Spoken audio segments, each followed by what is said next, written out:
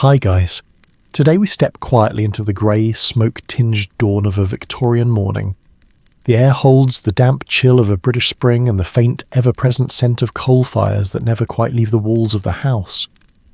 Somewhere in the distance, a church bell begins to toll, a slow, solemn sound that seems to measure the minutes rather than mark the hour. It might look like a scene from a romantic novel, all bonnets and cobblestones. But if you had to actually live this day, especially as the person at the centre of it, you would quickly realise that the greatest challenge isn't emotional pageantry. It is the immense quiet weight of expectation, social, financial and spiritual, pressing down on a single ordinary pair of shoulders. You're getting married. And in the world of 19th century ordinary people, this is less about a fairy tale and more about a fundamental, irreversible transaction for survival. You probably won't survive this with your modern sensibilities intact, not because of drama or danger, but because the sheer practicality of it all, the lack of choice, the acceptance of a life bound by duty rather than desire, would quietly overwhelm you. So before you settle in, if you find value in slipping into the forgotten textures of everyday history, consider liking this video and subscribing. And as you do, I'd love to know, where are you listening from? And what time is it for you right now? Post it in the comments. There's something deeply connecting about knowing we're all stepping into this past together, from different corners of the present. Now, let the modern world fade. Let your attention drift back to that cool room, to the sound of that bell, to the feeling of the rough linen sheet beneath your fingers. Today is the day, and the dawn does not wait for you to be ready. The light that finds you this morning is not gentle. It does not filter through curtains, but arrives as a faint, granular brightening in a room still thick with the night's chill. You wake not to an alarm, but to the deep, resonant toll of a church bell somewhere in the distance, its sound muffled by the fog and the constant, low presence of coal smoke that seeps into everything. The air holds the smell of it, a gritty, mineral scent layered over the older smells of damp plaster, cold ash from the hearth, and the faint sweetish odour of the straw ticking beneath you. You are awake, and immediately the knowledge settles upon your chest with a tangible weight. Today is the day you have been waiting for, working toward, fearing and desiring in equal measure. Today you are to be married. But this is not a wedding as you might imagine it. This is a wedding in the middle of the 19th century, in the heart of Victoria's reign, in a world of industry and empire, of rigid rules and quiet, grinding struggle. You're not aristocracy, not gentry. You're ordinary. Your family are workers, perhaps skilled artisans, perhaps labourers in a mill or dockyard, or small shopkeepers clinging to respectability. Your world is defined by limits, by the precise calculation of shillings and pence, by the unspoken codes of your street, your chapel, your class.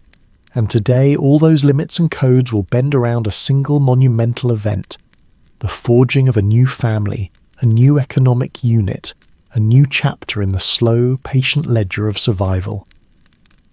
Lying still for a moment, you listen to the house. It is already stirring. There is a muffled clatter from the room below, the purposeful step of your mother on the floorboards, the higher, quicker voices of your sisters. The house itself feels different, charged with a nervous energy that vibrates in the still cool air. It is a house holding its breath. The familiar cracks in the ceiling, the pattern of water stains on the wall by the window, the worn smoothness of the bedpost under your palm. All these things you have known since childhood seem poised on the edge of memory. After today, this room, this narrow bed, this particular view of the morning sky through the smudged glass will no longer be yours in the same way. You pull the rough wool blanket closer. The cold is insistent, a physical presence that makes your skin prickle. In a few hours you'll stand before your community and before God, and you will promise. You will promise to love, to honour, to obey, to cleave only unto this other person for all the days of your life, which stretch ahead like an uncharted road, paved not with romance but with duty, shared labour, and the hope, never the guarantee, of contentment. The thought is at once terrifying and solid, a rock in the swirling stream of daily uncertainty. Marriage is not an escape from life's hardness, it is a different way of bearing it with another set of shoulders beside you. The bell tolls again, a slower, more deliberate sound now. It is calling the faithful, marking the hour, counting down the moments. Somewhere across the city or the village, your intended is also waking, in a room that smells of different but similar things, feeling a different but similar tightness in their chest. Their morning rituals will mirror yours, the cold water, the simple prayer, the putting on of the best clothes they own, which may have been carefully saved for or borrowed or skillfully remade from an older sibling's garment. Your lives, running on parallel tracks of work and family and modest ambition, are about to be joined into a single narrow gauge. There will be no grand honeymoon tour, no lavish reception. There will be a ceremony, a simple meal, the well-wishes of neighbours, and then the quiet, profound shift of moving your small trunk of belongings to a new room, a new hearth, a new set of daily rhythms. The path that led you to this day was rarely a straight line of the heart. It was more often a slow, careful negotiation, a path cleared through the thickets of economic necessity and social expectation. Your engagement was not a sudden question posed on a moonlit night. It was, in its essence, a contract. A quiet, solemn agreement reached between families over cups of weak tea in a parlour, or discussed in low voices after church while the children played outside. Romance, the fluttering feeling described in the cheap serial novels you might have glimpsed, was a luxury, a faint and distant melody behind the much louder, more immediate music of survival. Marriage was the fundamental building block of society, the factory where the next generation of workers and mothers was produced. For families like yours, it was a strategic alliance. It meant joining not just two people, but two networks of kin, of potential support. It was about securing a daughter's future in a world that offered women few paths to security outside of a husband's home. It was about gaining a son-in-law with steady hands and a known character, or a daughter-in-law known for her thrift and strong health. Love, in the way we speak of it now, was hoped to grow like a plant in shaded soil, nurtured by shared hardship and mutual respect, but it was rarely the seed from which the marriage first sprang. The practicalities were always present, a constant undercurrent to any discussion. There was the matter of the marriage settlement, even for the humble. It might not involve deeds to land or large sums of money, but it was tangible. For a young woman, it was her portion. This could be a small sum of money saved painstakingly by her parents over years, the interest collected from a tiny investment, or more commonly, her things.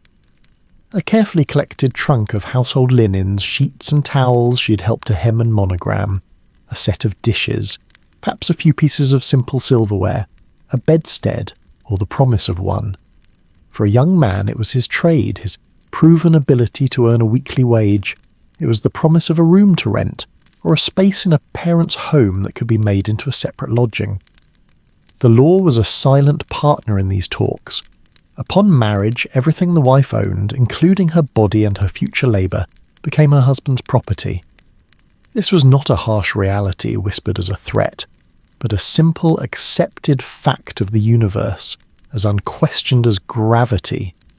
Your union would create a single legal entity, and he was its head. Your choice in all of this was real, but it moved within fences built by class and community. You would not have courted a daughter of the gentry, nor would you have been considered by a son of the merchant elite. Your world was the world of your street, your workshop, your chapel congregation. The pool of possible partners was the circle of faces you saw every Sunday, the families your own family did business with, the sons and daughters of your parents' friends or distant cousins. Proximity was the greatest matchmaker. It was about who was known, whose reputation was clean, whose family was not burdened by scandal or debt. Character was measured in visible actions, a young man's regularity at his workbench, his sobriety on Saturday nights, a young woman's skill with a needle, her calm manner with children, the neatness of her appearance. These were the currencies of courtship.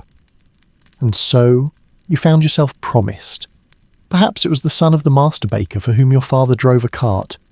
Perhaps it was the quiet girl who sang in the choir pew 2 rows ahead, the one with the remarkably steady hands who did fine mending for the vicar's wife.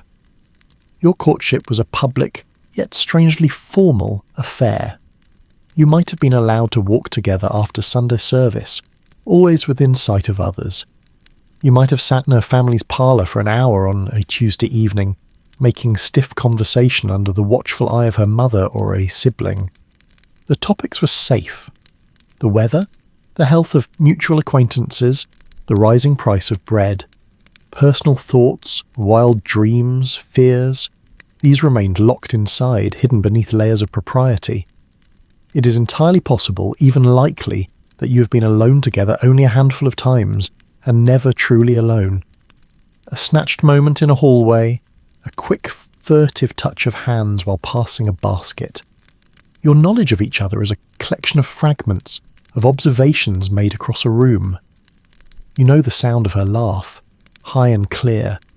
You know the way he stands when he's tired, a slight lean against the doorframe. You know the shape of her handwriting from a note passed through a brother. You know the smell of his work on his best coat, the scent of sawdust or printer's ink or the lanolin of wool. You have built a person in your mind from these pieces, a hopeful outline you are now committed to filling in for a lifetime. You have seen the face they present to the world, the respectable, diligent mask worn by all who wish to get by. The private person, the one who cries in frustration, who dreams strange dreams, who feels passions and rages, remains a mystery, a country you are pledged to explore without a map. This is the great gamble of it all. You're marrying a stranger you feel you know, bound to them by a promise made more to your families and your community than to each other's hidden hearts. The weight of that unknown future is what you feel now, mingling with the cold morning air, as solid as the bed beneath you. The final weeks before the wedding unfold not as a single crescendo, but as a slow, meticulous accumulation of details. Life does not pause for your preparations. It continues around them, the ordinary weaving itself tightly with the extraordinary. Every shilling in the household budget is now examined with a new, fierce intensity. The usual calculations for flour, coal and rent are now joined by a separate, whispered column of wedding expenses. Your mother's account book, its pages worn soft and stained with ink, becomes a battlefield of priorities. A few extra yards of ribbon might mean sacrificing sugar for a month. The decision to serve a ham instead of simple meat pie is debated for days, its cost weighed against the family's standing and the potential for gossip. Nothing is bought new if it can be borrowed, repurposed, or skillfully made to look new.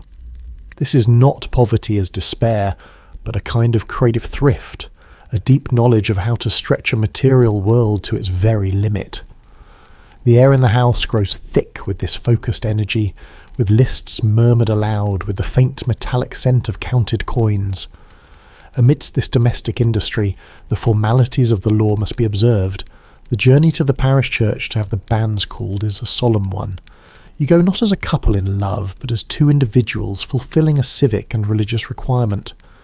The vicar's study is dark, smelling of old books and beeswax. He asks the necessary questions, his voice echoing slightly in the high room. Your names, your parishes, your confirmation of no prior contracts. The banns will be read aloud on 3 consecutive Sundays before the ceremony. This public proclamation is a vital piece of the process. It is an invitation for anyone in the community to come forward with a lawful reason why this marriage should not proceed. It turns your private agreement into a public fact, hanging your future in the air of the nave for all to witness. It is a nerve-wracking time. Each Sunday you sit in your family pew listening for your own names in the vicar's steady drone, feeling the eyes of the congregation upon you, wondering if a voice will rise in objection. None does, but the possibility, however remote, makes the ritual feel dangerously real. Alongside this, the church itself must be booked, a specific hour secured. This too involves a fee, a small sum that is handed over with great care, another line in the account book. The most visible symbol of these weeks is the clothing. For the bride, the question of the dress is not about fashion plates, but about sense. The popular image of the white wedding gown, championed by the young queen herself, is filtering down through the classes, but for you it is often an impractical fantasy. White fabric is terribly expensive and impossibly difficult to keep clean in a world of soot and mud. More importantly, a dress worn only once is a profound extravagance. The goal is a dress that is befitting the occasion, yes, but one that will become your best dress for years to come, for church, for visiting, for any moment that requires a show of respectable dignity. It is often a new dress in a dark practical colour, a deep navy, a forest green, a rich brown, or it is the best existing dress, altered almost beyond recognition. Seams are let out, new sleeves are pieced in, a panel of finer lace or a row of velvet ribbon is added to the bodice and cuffs to mark its special purpose. The work is done at home by candlelight, your mother and sisters, and perhaps a skilled neighbour woman plying their needles with quiet concentration. The dress comes to life slowly, stitch by stitch in the circle of firelight. It is never tried on as a whole until the very end. When it is finally held up, it carries the weight of all those hours of labour, all that careful hope. It is not a fairy tale garment. It is a testament. The community is your audience and your support system. News of a wedding ripples through the street like a change in the weather. Neighbours you barely speak to suddenly offer small kindnesses. A jar of preserved fruit appears on the step, an offer to lend a precious set of 6 matching chairs for the meal after the ceremony is made with solemn formality. The woman known for her beautiful handwriting is enlisted to address the few invitations, her pen moving with graceful loops. This help is genuine, a stitching together of the social fabric. But it comes with a price, which is the constant, gentle pressure of observation. Yet every move is noted. Are you cheerful enough? Do you seem suitably grave? Is there any hint of disagreement between the families? The gossip is a low hum, a background noise to your preparations. You learn to move through your own life as if on a stage, carefully managing your expressions, knowing that your behaviour in these final weeks will become part of the story of your wedding, recounted for years at other hearths. In the quiet moments, when the sewing is put aside and the lists are finished, a different kind of preparation takes place. You're expected to prepare your soul. For many, this means a visit to the vicar for a private talk. It is less a confession of specific sins than a general exhortation to duty. You're reminded of the solemn vows you will take, of the biblical roles of husband and wife. For a young man, it is about taking up the mantle of provider and head of household with seriousness. For a young woman, it is a final, powerful reinforcement of the vow of obedience, of the sacred duty to create a peaceful, pious home. You may be given a pamphlet or a small book of devotional readings for couples. You're urged to pray for guidance. This spiritual framing does not erase your fears, but it gives them a container, a sense that you are stepping into a role designed by a higher order. The turmoil inside you is not just personal anxiety, it is the human struggle to align oneself with divine will, and the turmoil is real. In the deep of the night, the proud excitement fades, and the sheer magnitude of what you're about to do crashes over you. You are leaving. The familiar rhythms of your childhood home, the particular way your mother sighs, the sound of your father returning from work, the shared jokes with your siblings, all this will become memory. You will wake up in a different place, beside a near stranger, responsible for a household. The freedom of your single state, limited as it was, is ending. You will now be accountable for another person's well-being and they for yours. There is fear of the unknown, of intimacy, of failure. What if you cannot provide? What if you cannot bear children? What if the person you have promised yourself to reveals a temper, a laziness, a coldness of heart you never glimpsed in those chaperoned hours? Yet, intertwined with this fear is a thin, bright thread of hope. It is the hope for a true partnership, for a home of your own, however small. It is the hope for affection that might deepen into something sturdy and sustaining. It is the hope for children, for a legacy, for a place in the long chain of generations. This complex knot of dread and anticipation is yours alone to hold. You cannot speak of it fully to anyone, for to voice the fear might give it power, and to boast of the hope might tempt fate. So you carry it within you, this quiet, stormy weather of the soul, as you move through the final days of counting and sowing and praying, drawing closer and closer to the moment when the church doors will open, and your two separate lives will be called forward to become one. You do not wake slowly. Consciousness arrives fully formed and immediate, as if your soul has been waiting alert for the first grey hint of light. This is it. The last morning you will belong here, in this exact way, to this room, to the childhood that still clings to the corners like cobwebs. The house is not yet noisy, but it is no longer asleep. It holds a breathless waiting quality, like a theatre before the curtain rises. From the floor below comes the unmistakable hollow sound of the cast-iron stove door being opened, the rattle of kindling. Your mother is already at work. Her movements are not the usual, resigned rhythm of weekday dawns. They are sharper, more pronounced, each sound a deliberate note in the quiet symphony of preparation. Pushing back the covers, the cold air attacks at once, raising gooseflesh on your arms and legs. The floorboards are icy under your bare feet, a familiar shock that today feels like a baptism, a final physical reminder of the ordinary world you are about to leave. You dress quickly in your everyday clothes, the wool rough against your skin.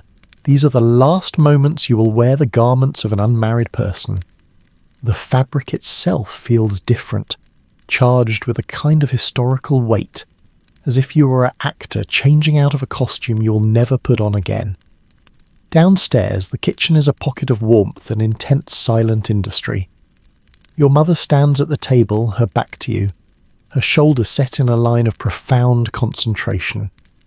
She is not just making breakfast, she is performing a ritual.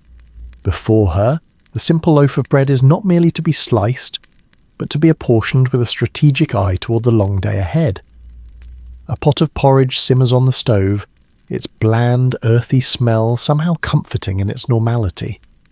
She does not turn when you enter, but you sense her awareness of you, a tightening in the line of her neck. Her silence is not indifference. It is a language all its own, heavy with emotions too vast and tangled for words. Pride, fear, loss, hope, all braided together into a tight cord of maternal focus. Your sisters move around her like silent satellites, fetching a jug of milk, laying out bowls, their usual morning chatter utterly absent. They look at you with wide, solemn eyes, as if you've already become someone slightly foreign, touched by the significance of the day. The washing is a brief, bracing ceremony at the basin in the scullery. The water drawn from the pump last night is so cold it makes your teeth ache. You splash your face, the shock clearing the last remnants of sleep, and the water drips onto the worn stone of the floor. You dry yourself on a rough linen towel, the action simple, automatic, yet feels laden with finality. This is the last time you'll perform this morning rite as a child in your mother's house. Every sensation is amplified, recorded in your memory. The texture of the towel, the smell of the lye soap, the way the light falls through the small, smeared window onto the water in the basin. Breakfast is a quiet, hurried affair. The porridge is eaten without tasting it. The bread is dry in your mouth. Your stomach, a tight knot of nerves, rejects the idea of food, but you eat because you know you must, because your mother's eyes are upon you, because the day will be long and demanding and you will need the strength. The clink of spoons against bowls is the only sound. No one speaks of what is to come. Instead, there's talk of practicalities, the weather, the confirmation that a certain neighbour will indeed be bringing her famous seed cake later. The conversation is a raft you all cling to, a way of floating over the deep, swirling currents of feeling beneath the surface. When the simple meal is done, your mother finally stills. She wipes her hands slowly, deliberately, on her apron. She looks at you, and for a moment the mask of busyness falls away, and you see the raw, unguarded love in her face, mixed with a sorrow so deep it seems to have no bottom. This is the child she raised, the one she nursed through fevers, scolded for mischief, and now she must release you into a world she cannot control. The moment passes quickly, replaced again by her resolute practicality. She gathers the family. Your father, who's been unusually quiet, standing by the fire, as if drawing strength from it, joins you. Your sisters form a small neat circle. This is the last time you will stand in this configuration as the original complete unit. Your mother nods and your father clears his throat. He begins to pray. His voice is low, steady, worn smooth by years of use. He does not pray for a grand or easy future. He prays for strength. He prays for wisdom. He prays that you will remember your duties, that you will be a credit to the family name you're about to modify with another's. He prays for the blessing of health and children. He thanks God for bringing you to this day. The words are simple, drawn from a well of faith that has sustained generations through hardship far greater than a wedding day. As he speaks, a profound quiet settles over the room.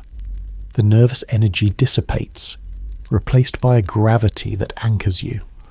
This is no longer just a social event or a family celebration. It is a sacrament, a holy passage. You bow your head, not in submission, but in recognition of the vast machinery of tradition, faith, and continuity of which you are now becoming a crucial, moving part. The prayer is a bridge, carrying you from the familiar shore of your childhood into the mist-shrouded unknown of your new life. When he says Amen, the word hangs in the air, a solid, completed thing. The blessing has been sought. The day which had been looming like a storm cloud now simply is.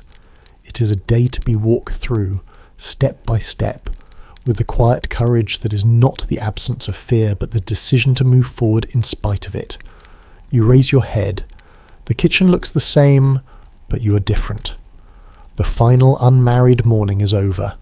The house now turns its full attention to the transformation of the body. The prayers have been said, the simple meal consumed. What follows is a slow, deliberate ritual of assembly, the putting on of the self you will present to the world for this one definitive day. The air, already thick with the smell of porridge and coal smoke, begins to carry new scents. The faint, clean odour of pressed linen, the waxy perfume of candles being lit in the better rooms, the sharper tang of curling irons heating in the hearth. Upstairs, in the room you'll soon vacate, the process begins. For you, the bride, it starts with a profound unmooring from the comfortable. Your everyday dress is removed, folded with a strange tenderness by a sister and laid aside. You stand for a moment in your shift, the thin cotton a fragile barrier against the cool air and the watching eyes of your mother and female kin. Then the layers begin. The first petticoat plain and sturdy, then another, perhaps with a simple tuck or hem for body. The fabrics whisper against each other, a dry, rustling language of their own. The corset comes next, not the brutal instrument of the aristocracy, but a firm, boned garment meant for a working woman's body. Your mother laces it, her hands pulling steadily, efficiently. The pressure is immediate, a familiar embrace that changes your posture, lifts your bust, narrows your waist. You breathe differently, more shallowly, as if your very respiration must now conform to a new, more upright standard. It is not painful, but it is a constant reminding presence, a physical definition of the constraint and support that married life will entail. Then the dress itself. It is lifted from its careful wrappings, and the room seems to hold its breath. It is not a cloud of white, but a substantive thing, the colour of deep forest or rich claret or midnight blue. It is the best dress you will ever own. It is heavy. The weight of the wool or thick cotton, the intricate seams, the careful piping settles onto your shoulders like a mantle of responsibility. Your mother and sisters help you into it. the fingers deft and gentle on the long row of buttons or hooks at the back. The sound is a series of tiny, decisive clicks. The fabric closes around you. The fit is not perfect. It is impossible for a homemade dress to be, but it is good, and the slight imperfections feel honest, human. The final touch is the small, borrowed lace collar fastened at your neck, a delicate contrast to the sturdy dress, lent by your married elder sister for luck. At your waist, a blue silk ribbon saved from a bonnet years ago. On your finger, your grandmother's thin, worn gold band, which you will wear until your own is placed there later. On your feet, new boots, their leather still stiff and unyielding. You're a patchwork of family history and future hope, a walking embodiment of the old rhyme. Your hair is next. It is let down from its usual practical braid or bun. Your sister or a clever aunt brushes it out. The rhythmic pull of the bristles a soothing counterpoint to your racing heart. It is not styled in elaborate curls that is for ladies with maids and hours to spare. It is parted neatly in the center, smoothed back and pinned into a simple, elegant knot at the nape of your neck. From the garden or a neighbor's window box, a few sprigs of small flowers are produced. Maybe lily of the valley for sweetness, or a simple white rosebud. They are tucked gently into the knot, their fresh, green fragrance a tiny shock of life against the smell of woolen smoke. A simple veil, perhaps just a length of fine tulle loaned for the occasion, is draped over the arrangement. It falls around your shoulders, softening the lines of the dress, casting a faint, blurring haze over everything you see. Then you are led to the small, wavering mirror. The person who looks back is familiar, yet profoundly altered. The dress changes your silhouette, makes you look older, more substantial. The careful hair and simple flowers lend a formality you do not feel inside. The eyes are your own, wide and a little apprehensive. You search this stranger's face for the girl you were yesterday. She is still there, but she is being wrapped layer by layer in the identity of a wife. You feel a sudden, fierce pang for the lightness of your old self, a self that could run, could slouch, could be careless. That freedom is gone, buttoned away under this beautiful, heavy dress. You are in this moment, an icon being prepared for veneration. The reflection is not yet you, but the woman you are promising to become. Downstairs, in the parlor or the best room, a parallel ritual is unfolding for the groom. His transformation is less about layers and more about precision. His best suit has been brushed and aired for a week. It is not a wedding suit per se. It is the suit he wears to church, to funerals, to any occasion requiring solemn respectability. But today, it is examined with a critical eye. Every speck of dust is flicked away. The sleeves are checked for shine at the cuffs. The trousers are pressed with a heavy iron warmed on the stove until the crease is sharp enough to cut. He puts it on slowly. The wool is finer than his work clothes, but still coarse by modern measure. It fits him across the shoulders, a little tight under the arms, a testament to his physical labor. He stands straighter in it, his posture responding to the clothing's silent command for dignity. The shaving is a ceremony in itself. Hot water is brought in a basin. His father or an older brother often performs the task. The scrape of the razor against the strop is a clean, sharp sound. Then the warm lather is applied, the smell of cheap soap filling the small space. The razor moves with careful, practiced strokes over his joined neck. It is an act of trust and tradition. There is little conversation, only the focused silence of a task that, if done wrong, could leave a lasting mark on the wedding day. The shave is close, leaving his skin feeling raw and new, the face of a man, not a boy. When it is done, he splashes his face with cold water, pats it dry. The face, in his smaller, plainer mirror, is cleaner, older, more defined. Into the pockets of his suit go small, secret talismans. A silver sixpence, polished to a bright moon, placed in a waistcoat pocket for luck and future wealth.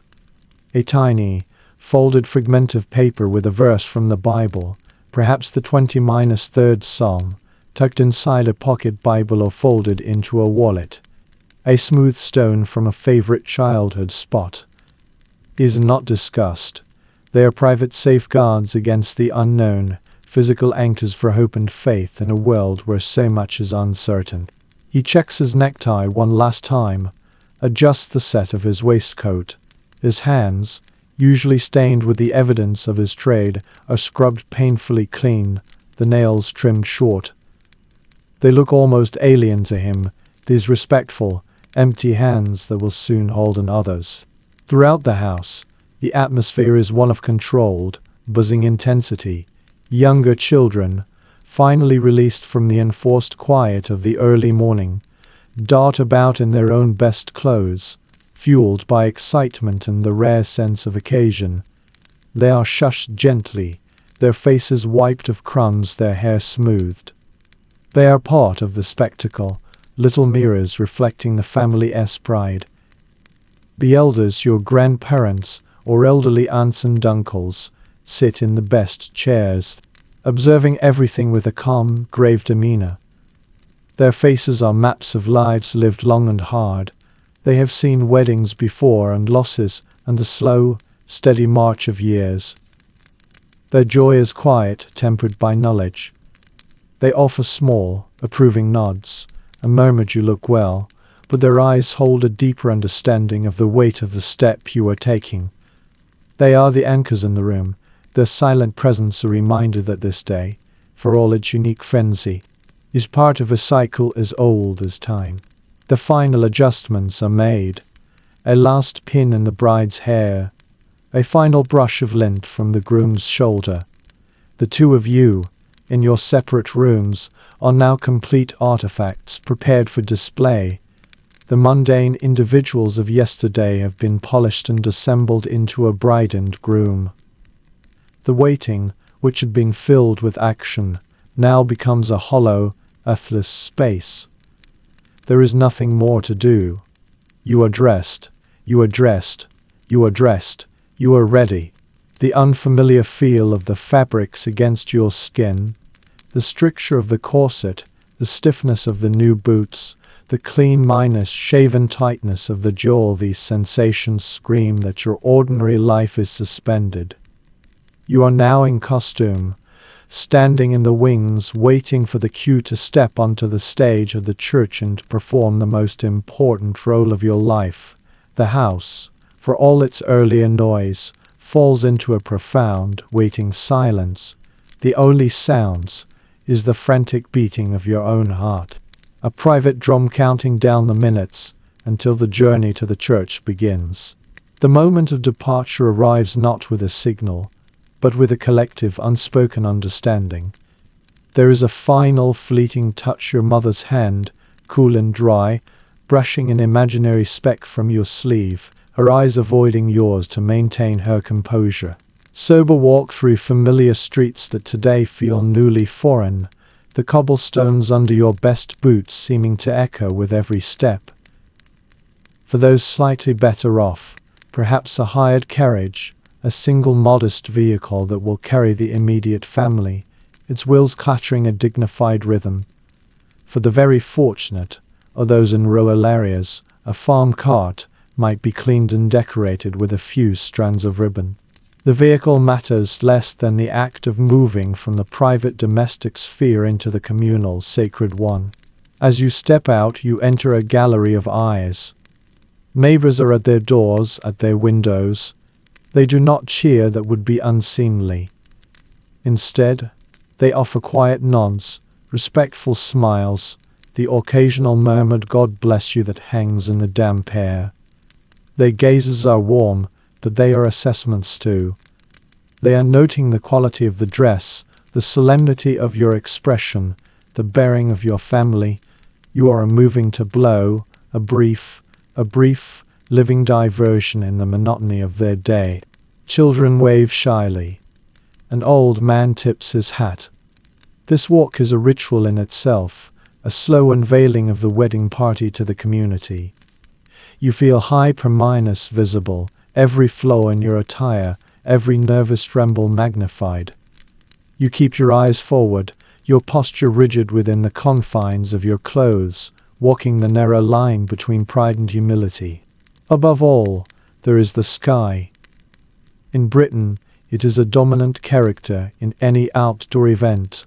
This morning, it is likely a quilt of grey and white, the air holding the damp, metallic promise of rain. It is a constant, low-grade worry.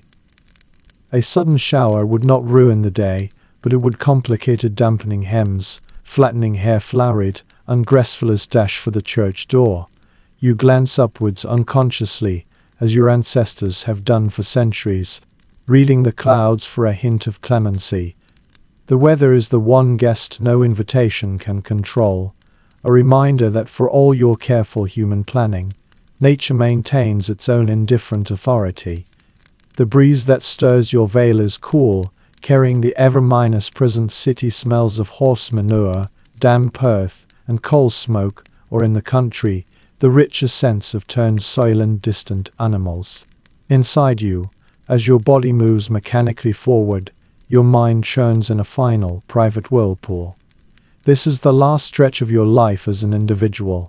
With every step, the house of your childhood recedes, not just in physical distance, but in metaphysical fact. The faces of your parents walking beside you or ahead of you are studied, memorized in this moment of transition. You think of the empty room upstairs, your bed already being claimed by a younger sibling. The arguments, the thousand tiny, unremarkable moments that built the foundation of yourself. Are you ready? The question is absurd, for readiness implies a choice, and the momentum of this day, of this social and familial machine, is now irresistible. You are not ready, but you are committed. Your thoughts flit to the person you are to meet at the altar. The mental image you have constructed, composed of glimpses and guesses, now feels terrifyingly insufficient, but with a desperate, wordless surge of hope that the reality will be kind, that the stranger will become a friend, that the contract will grow into a companionship. The tight knot in your stomach is a physical echo of this spiritual lunged emotional vertigo. The future is no longer an abstract concept, it is a door at the end of this street, and you are walking straight toward it. Then you turn a corner, and there it is. The church, its stone bulk, stained dark by decades of rain and soot, rises solid and immovable against the shifting sky. It is an anchor in time. Around its low wall and by its laggate, a small crowd has gathered. These are your witnesses. They are not numerous family, a handful of close friends, perhaps the master you work for, a respected elder from your trade. There are no distant acquaintances, no obligatory invites. Each face is known. Each presence a deliberate choice. They cluster in small talking groups, their breath making faint plumes in the cool air. They fall silent as you approach, turning as one body to look at you. Their expressions are a mixture of kindness, curiosity, and a shared, solemn understanding of the step you are taking. You feel their gaze like a physical pressure. You pass through the gate, and the world changes. The sounds of the street, the distant cry of a hawker, the clatter of a cart fade, replaced by the low murmur of voices and the crunch of gravel underfoot. You are in a transitional space, neither the secular world nor the sacred inner sanctum. Here, you might be met by the other half of your future. The bride and groom's parties often arrive separately and wait here, a final moment of separation before being joined. You see your intended across the churchyard. They look as transformed as you feel, a figure of unfamiliar formality. You exchange a glance, swift and electric, a flash of mutual recognition and terror before you both look away, the protocols of the day forbidding any closer contact until the appointed time. Then, you are led to the church door. It is heavy, dark oak, iron-bound. It is opened, and a wave of air, centuries cold and smelling of stone, damp hymnals, and faint, beeswax-white perfume of candles washes over you. You step across the threshold. The noise of outside vanishes, swallowed by the vast, quiet space within. The temperature drops noticeably. Your eyes, adjusted to the grade A light, struggle at first. The interior is a cavern of shadows, punctuated by pools of gentle amber light from candles on the altar and in sconces along the walls. The stone walls rise into a gloom that the candles cannot reach. The stained glass windows, if your church has them, are dark and muted from the outside, their stories waiting for a stronger sun. The atmosphere is one of profound, ancient quiet, a silence that feels dense and listening. You are guided to your place. The church enforces its own geography.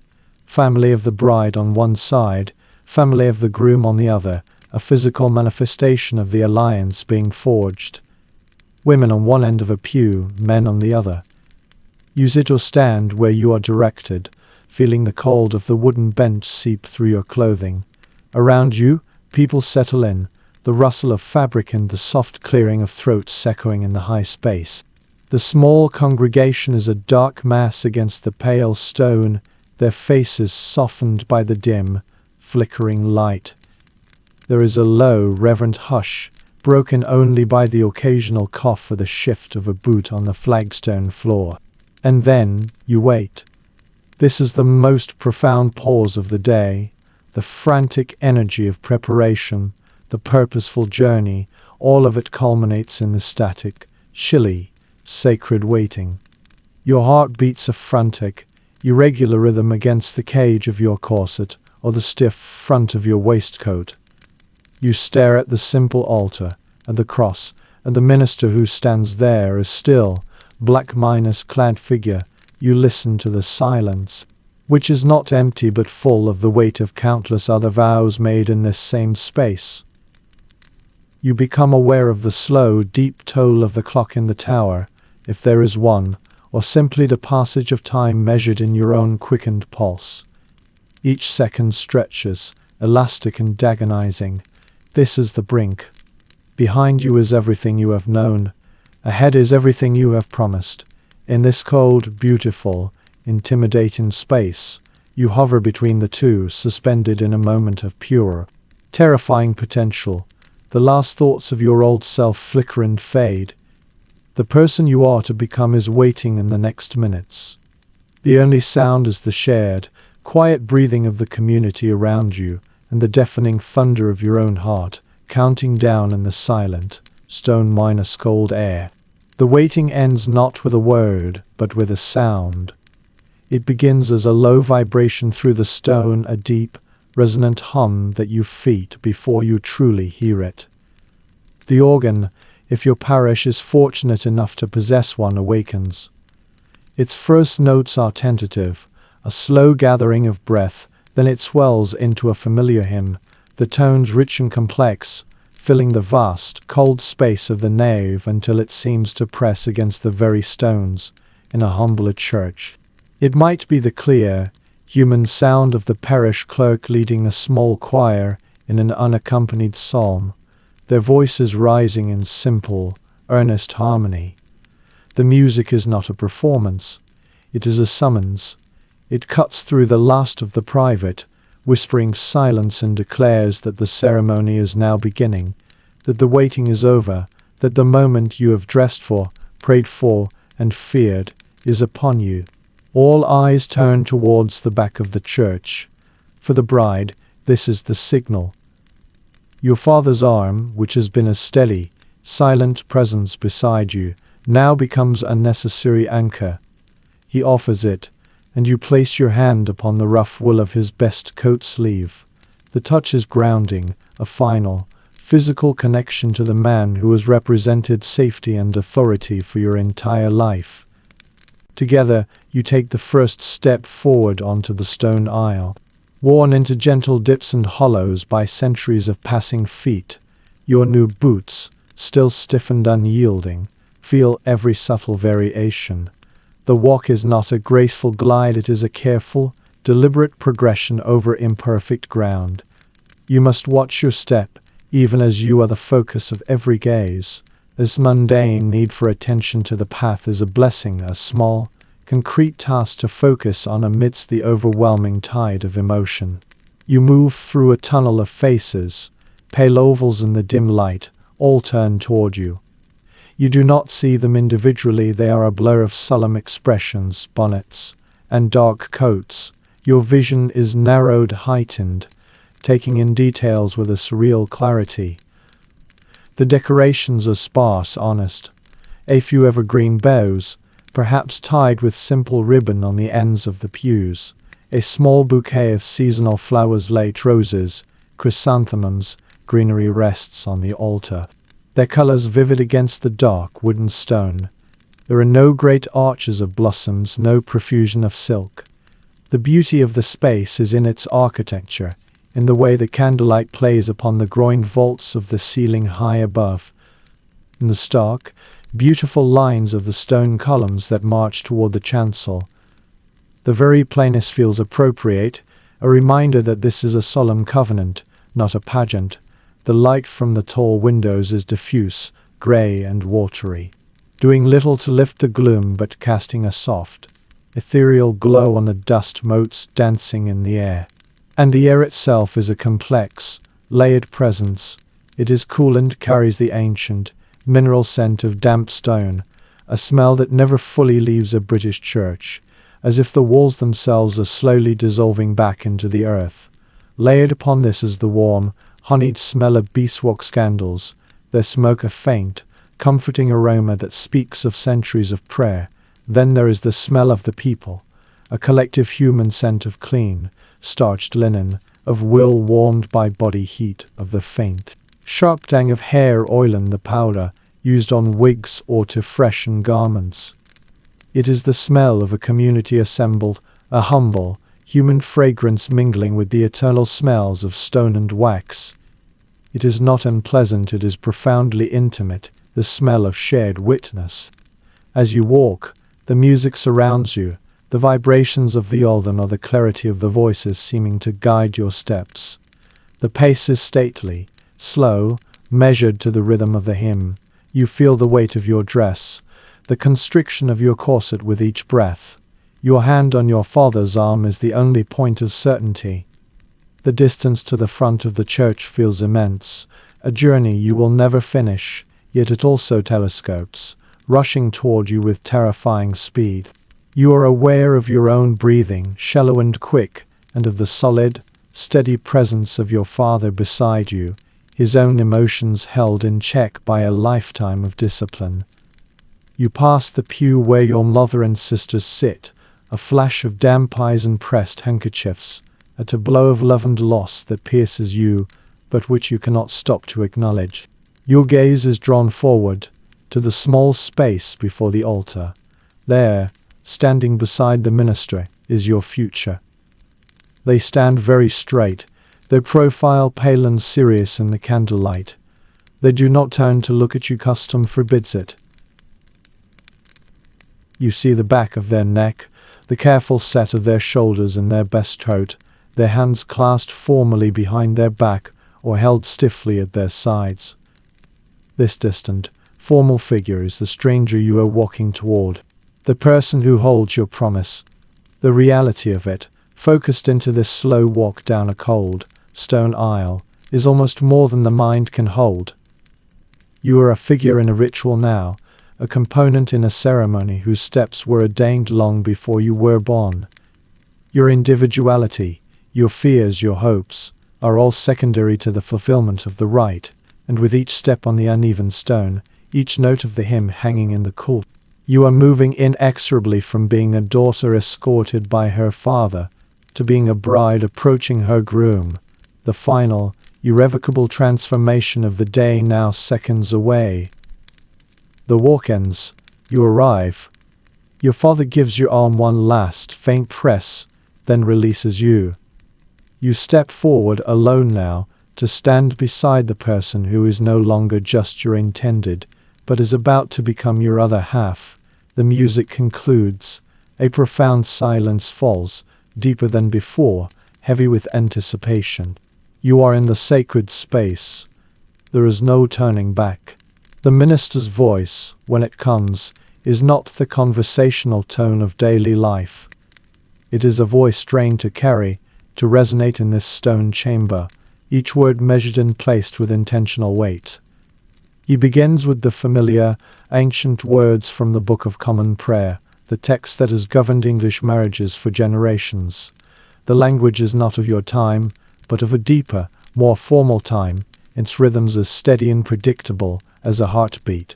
We are gathered together here in the sight of God, and in the face of this congregation the words wash over you, not as new information, a verbal architecture being built around you and the person standing stiffly at your side. This is the frame. Your personal feelings, whatever they may be, nerves, hope, even doubt, are now secondary. Your role is to respond, to play your part in a script written long before your birth. He addresses you directly. The questions are profound in their simplicity. Wilt thou have this man to thy wedded husband? Wilt thou have this woman to thy wedded wife? The old words. Wilt thou feel weightier than a modern will you?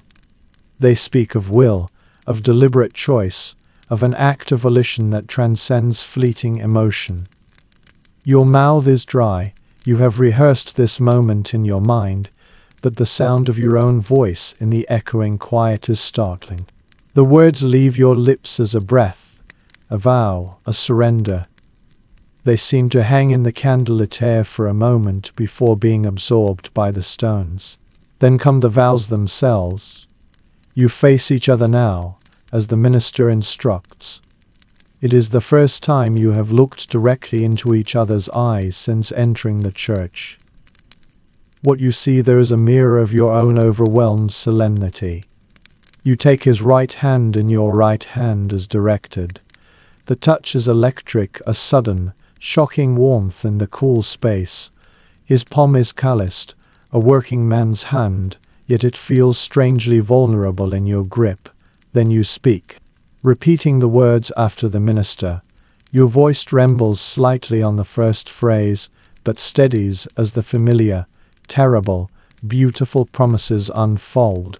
To have and to hold from this day forward, for better, for poorer, in sickness and in health, each condition is a door into an unknown future. You are agreeing to all of it, the good you cannot foresee and the hardship you desperately hope to avoid. Then, the pivotal word for the bride: to love, to cherish, and to obey. It is not a gentle word. It carries the full weight of the law, of social expectation, of biblical injunction. It is a public relinquishment of your individual autonomy, a transfer of authority from father to husband. You say it. The word leaves your tongue and becomes fact. There's no hesitate here, would be unthinkable, a scandal. But inside, a part of you, the private self beneath the layers of wool and linen, marks the moment. It is a door closing. You have promised. His vows echo yours, the same formidable list of for better, for worse, but his final charge is different: to love, to cherish, and to worship. A worship, a word of reverence, of protection. The asymmetry of the promises hangs in the air, as natural and unquestioned as the difference between your dress and his suit. He is pledging to provide, to shelter, to honor. You are pledging to follow, to support, to submit, as if in mutual recognition of the immense burden you have just jointly shouldered. The ring. It is produced, usually by the best man or a witness. It is a simple band of gold, perhaps worn thin from being in the family for generations, or a new, plain circle that represents a significant investment. In the poorest of circumstances, it might be a ring of base metal, or even a token not a ring at all, its symbolism outweighing its material value. The minister blesses it. The groom takes it. He faces you, your left hand now offered. His hands, which moments before felt so steady, now betray a faint tremor as he seeks your finger. He slides the ring onto the fourth finger of your left hand, repeating the words, "With this ring I thee wed, with my body I thee worship, and with all my worldly goods I thee endow."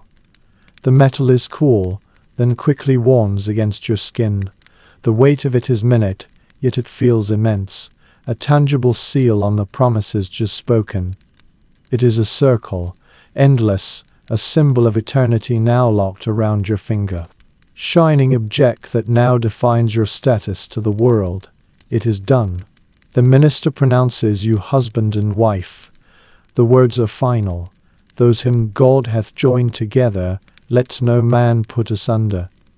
A shiver runs through you, a physical response to the metaphysical change. You are joined. The two separate entities of minutes ago are now in the eyes of God and the law, one flesh. You may kneel then, on the hard, cold cushions placed before the altar, for the prayers and blessings that follow. The stone bites through the thin padding, a grounding discomfort. The minister's voice rises in prayer, asking for fertility, for peace, for long life, for grace. The congregation murmurs the responses, a low, collective hum of assent that vibrates through the floor. A familiar hymn may be sung, the voices of your family and friends rising together, perhaps praise to the Lord, the Almighty, or another sturdy, reassuring tune. Singing, you find your own voice joining in, the act to release, a first communal action as a married couple within the body of your people. Then the legalities. You rise and move to a small table to the side where the parish register lies open. The quill pen is scratchy, the ink thick and black. You sign your name or make your mark if you cannot write. Your new spouse signs. The witnesses, often your fathers or your closest friends, sign their names as well. Their signatures are not just formality, they are a public pledge of their own. They attest to having seen the ceremony, to knowing of no impediment. They are your community's guarantee. This act of writing in the heavy book is the secular twin to the religious ceremony. Here, the state claims its record. Your marriage is now inscribed into ledgers, one divine, one human. Throughout this, emotion flickers rondrille beneath the rigid surface of ritual. As you said "I will," you might have seen a tear escape your mother's careful control down the pew. As you fumbled with the ring, a look of such pure, tender anxiety might have passed that it bridged the gap of strangeness for a heartbeat. During the prayers, a wave of overwhelming, bewildering gratitude might have washed over you, tightening your throat. These are not the grand, dramatic passions of fiction, but small, human flashes, a squeeze of a hand held in prayer, a quick, shared glance of stunned realization after the pronouncing words, a soft, shaky exhale when the signing is done. The ceremony provides the vessel, but the feelings that rise within it are your own, fragile and authentic. The minister gives a final blessing. He turns you both to face the congregation. For the first time, you are presented together as a married couple. The faces that look back are smiling now, the solemnity broken, expressions softened with relief and shared joy. The organ strikes up again, a brighter, more triumphant tune. The tension that held the space so tightly dissolves, replaced by a palpable wave of warmth that seems to rise from the people gathered there. Hand in hand with this new husband, this new wife, the world has not snapped back to normal. It has been permanently, subtly altered. You are the same, yet you are not. The ring is on your hand, the ink is drying in the register, the walk back down the aisle awaits, but you will make it not as two individuals converging, but as a single, you entity departing, stepping out of the sacred, timeless space of the ceremony and into the waiting, ordinary, forever minus changed world of the rest of your lives. The moment you turn to face the congregation, a subtle but profound shift occurs in the very air of the church. The solemn vertical attention aimed at the altar now softens, relaxes, and redirects itself toward you as a couple. You are no longer two separate figures undergoing a transformation, you are the completed result. The faces that were so grave during the vows now bloom into smiles, genuine and relieved. A low, warm murmur replaces the holy silence. This is your first public appearance as husband and wife. The knowledge is a strange, new skin you are wearing. You take your first steps back down the aisle, not with the nervous, measured tread of your approach, but with a different pace, one that is tentative, buoyant, and weighted with a new, shared identity. Your hands are linked, perhaps for the first time without the direct instruction of the ceremony. You feel the eyes upon you, but they are no longer scrutinizing, they are celebrating. You catch the eye of an aunt who gives a swift, happy nod, see a friend's broad grin, notice your mother dabbing her eyes with a handkerchief, her expression a complex map of sorrow and joy. You walk through this tunnel of goodwill, and with each step, the reality of your new status settles more deeply into your bones. The walk is both an ending and a beginning. A procession out of the sacrament and into the social world where that sacrament must now be lived. You emerge from the dim, candle-scented chill of the church into the vast, grey light of the day. The transition is jarring, the sounds of the world rushing back in, and here, at the threshold, the community offers its first tangible blessings. For most, it is not a shower of rice that is a later, more widespread custom. It might be handfuls of wheat or barley seed, symbolizing fertility and a hope for your future harvest, both in children and in prosperity. Hard grains patter against your clothes, catch in the folds of your dress, bounce off your hat. They are a physical, slightly startling rain of good wishes. In some places, it might be small, simple flowers, daisies, marigolds tossed gently. A child might shyly press a single bloom into your hand. For the very poor, it might simply be a chorus of voices calling God bless you, and good luck. The gesture, whatever its form, is a bridge. It marks your passage from the sacred to the secular, and it actively involves your neighbors in the celebration, however modestly. You blink in the light, brushing a few seeds from your shoulder, the mundane action at odds with the symbolic weight of the moment.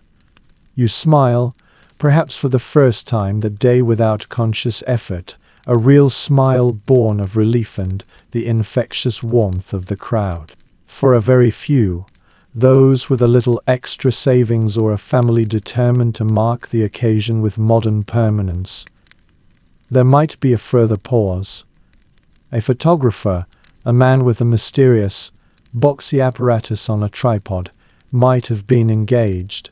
He is a figure of some odd impatience. The process is not quick.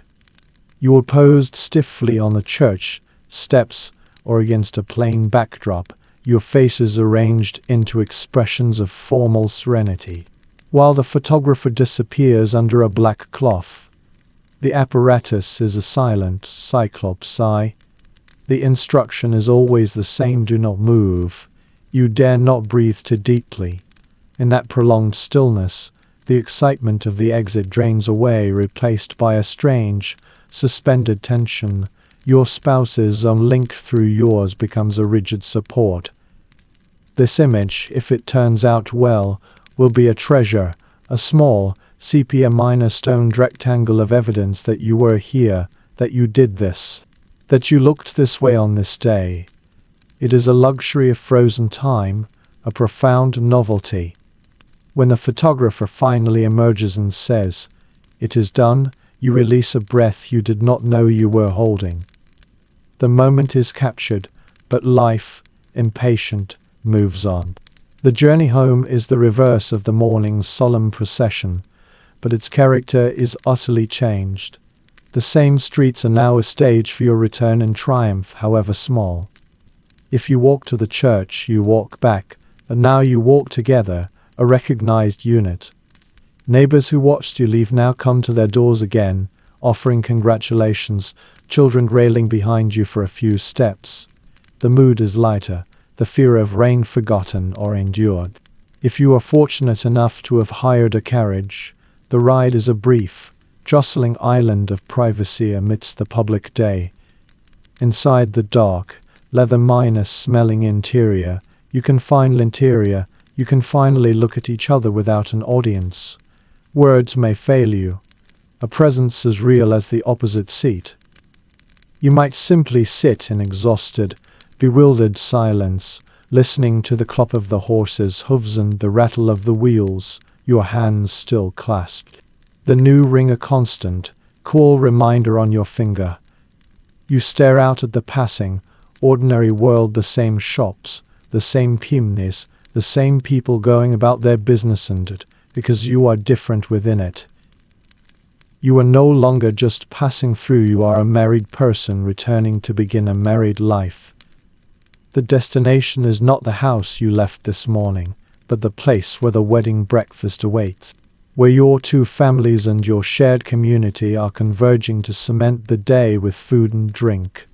The vehicle, whether your own feet or a carriage, carries you not just over physical ground, but across the final, gentle threshold from ceremony into celebration, from promise into practice, the weight of the vows now nestled securely in your pocket, alongside the few scattered grains of wheat, a tiny, hard harvest from the fertile ground of the day. The destination for the feast is not a hired hall bedecked with flowers. For you it is far more likely the family home, yours or your new spouse's, its ordinary rooms strained to their limits to accommodate the celebration. The front parlor, usually a cold, formal space reserved for visitors or sickness, has been swept and scrubbed to a state of stark cleanliness. Every piece of furniture not absolutely new follow, echoing space that feels both unfamiliar and sacred in its emptiness. In some cases, for those with a few more shillings, a back room of a local public house might be hired, its walls smelling of old Dalen tobacco, its tables scrubbed raw for the occasion. The location matters less than the collective will to transform it. The decoration is not bought, but made, evergreen boughs, gathered from a common or a hedgerow, are draped along the mantelpiece. A few loops of white ribbon, saved from the dressmaking or begged from a haberdasser, are tied at the windows. A best linen tablecloth, yellowed with age and careful storage, is spread over the makeshift table created from planks and trestles. The beauty here is in the effort, in the visible signs of labor and care. There are no exotic blooms, no gilded ornaments. The room is dressed in its Sunday best, simple, clean, and speaking of a pride that has nothing to do with wealth. The air, once you step inside, is a dense tapestry of smells that immediately overwrites the cold, clean scent of the church. It is warm, almost uncomfortably so, from the fire built high in the grate and the press of bodies. The dominant note is the rich, spicy, profoundly comforting aroma of the wedding cake. It is not a tiered, iced confection, but a deep dark fruit cake, heavy as a brick, packed with currants, raisins, and precious citrus peel, soaked in brandy or ale for months, if the family could manage it. Its scent is like distilled celebration, a promise of sweetness and sustenance. Underlying this are the savory smells of the meal, the earthy, meaty scent of a large pie baking slowly in the neighborhood baker's oven, its crust golden unglazed, the softer smell of boiled vegetables, potatoes, carrots, cabbage seasoned with a knuckle of fat, the simple, sweet odor of a milk pudding or a dish of stewed apples dusted with cinnamon. It is not a grand or varied menu, but it is abundant, or made to seem so. The quantities are carefully calculated to fill every guest, a testament to weeks of skimping and saving. The cake itself sits in a place of honor, a centerpiece more symbolic than culinary. It is a fruit cake for a practical reason: it will keep. A portion will be eaten today, but the majority, especially the top tier, will be carefully wrapped and stored. It will reappear at the christening of your first child, a tangible link between the wedding day and the hoped minus for future. It symbolizes fertility, longevity, and the sweetness of life preserved against harder times. Before it is cut, it is admired. A collective achievement. The mother of the bride might have stirred the batter, each family member taking a turn for luck. It is as much a relic as a food. The drinks are set out on a side table, jugs of local ale, cloudy and bitter pitchers of cider, sharp and refreshing. For toast, there might be a single bottle of port or sherry, its contents poured with great ceremony into thimble-sized glasses for the principal guests. Wine is a rarity, a luxury reserved for the middle classes and above. For your guests, ale and cider are the beverages of celebration and daily life, their familiar tang a grounding note amidst the unusual proceedings. The pouring is done by a father or an uncle, a measure of control over this small but significant expense. No one drinks to excess. That would be a disrespect to the careful planning and the solemnity of the day. The alcohol is for ceremony and fellowship, not for forgetting. In all of this, the ghost of other weddings hangs faintly in the air. You know, because everyone knows how the other half marks such a day. There would be a hired assembly room, a professional cook, a printed menu. Champagne would flow. The cake would be a fantastical sculpture of sugar and marzipan. Aben would play. Your celebration is not that. It is quieter, denser, more intimate. The gap between your reality and that fantasy is not a source of bitterness, but a fact of life. As natural as the difference between linen and silk. Your joy is not lessened by its simplicity, it is framed by it. The very modesty of the feast makes it more deeply yours, every bite a testament to family effort and community support. The richness lies in the shared endeavor, not in the exoticist of the fare. The seating when the time comes to eat is a quiet lesson in social geometry. There is a head table of sorts.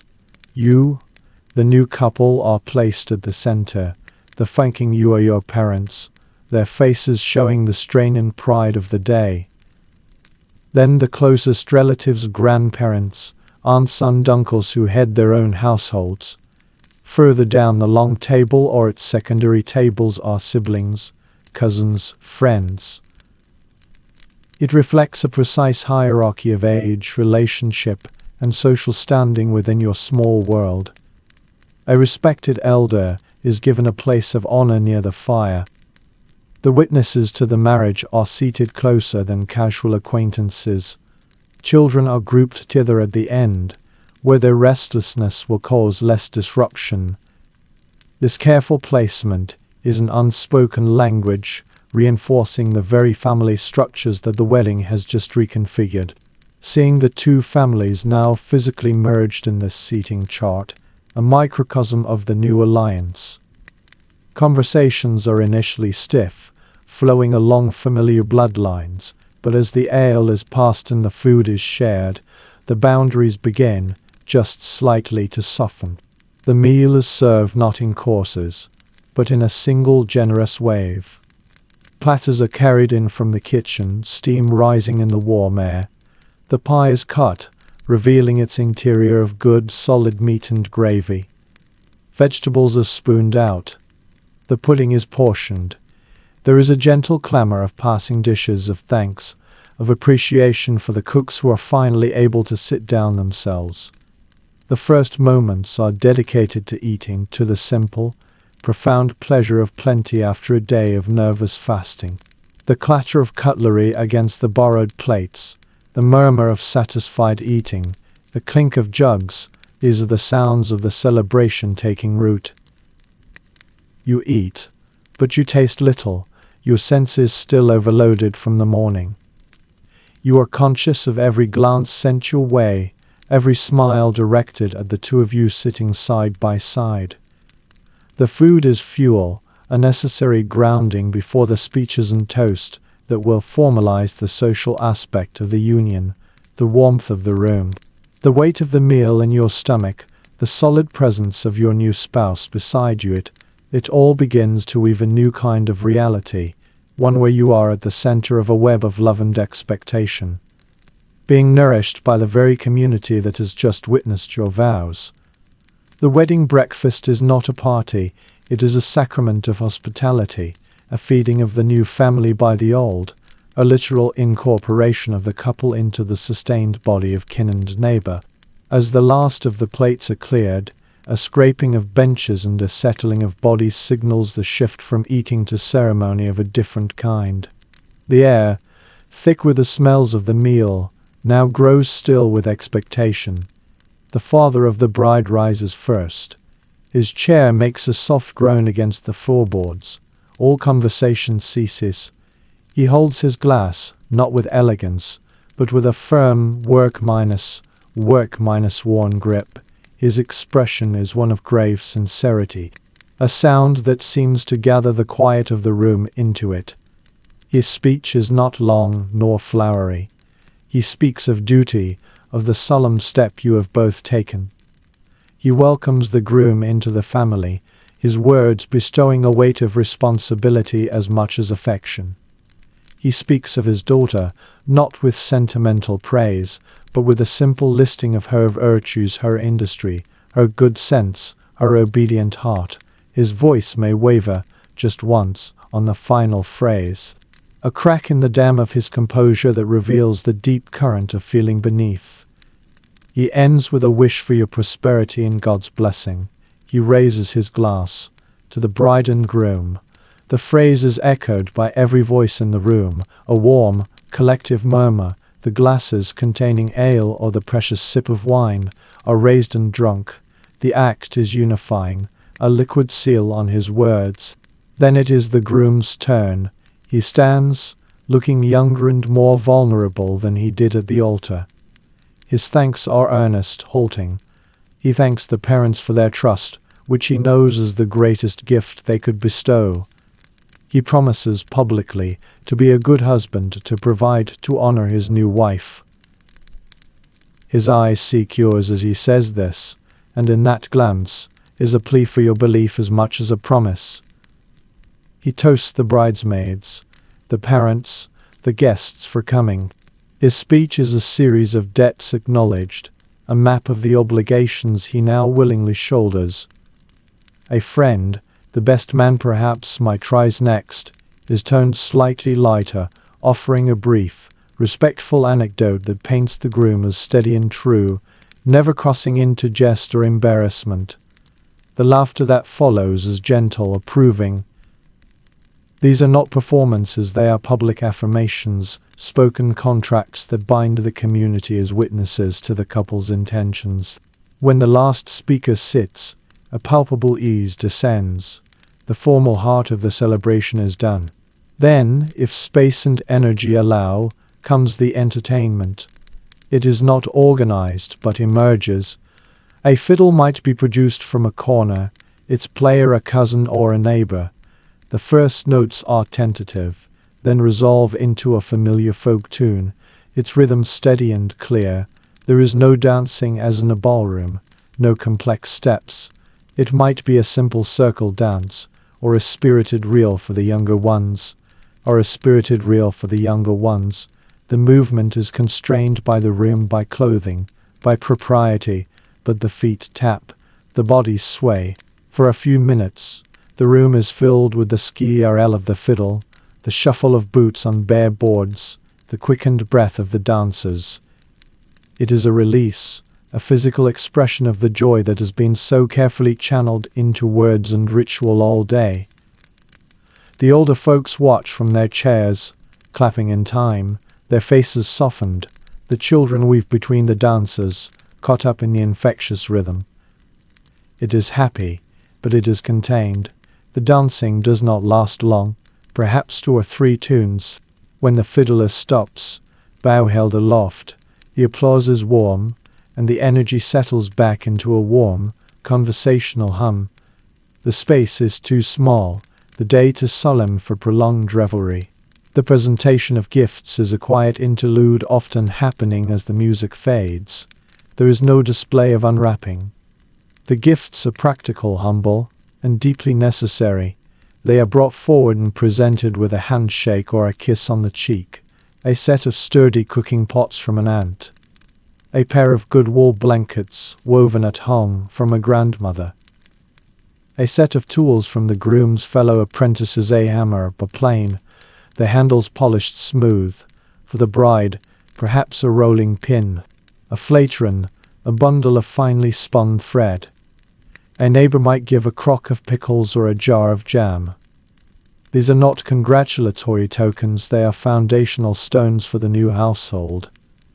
Each item is examined, praised for its quality and usefulness. The giving is an act of investment, a sharing of resources to ensure the new couple's survival and success. It is also a tangible weaving of the couple into the economic network of the community. The gifts will be used daily, and with each use, the giver will be remembered. They are anchors in the material world. The cutting of the cake is the final, sweet ritual. A knife is produced, often an old family one. The couple stands before the dark, dense loaf. Your hands are placed together on the knife's handle, his over yours, a symbolic first joint action. You press down through the rich, fragrant crust. The first slice is for you to share a taste of the future's sweetness. But the cake is not meant to be consumed today. A careful portion is cut for the immediate guests, but the great bulk of it, and especially the topmost section, is meticulously set aside. It will be wrapped in muslin, stored in a tin, and kept in a cool, dark place. It will reappear, perhaps infused with an even deeper, more complex flavor at the christening party for your first child. This tradition is a powerful act of faith. It assumes a future. It connects the fertility of the wedding day directly to the fertility of the body, the sweetness of the cake to the sweetness of a newborn.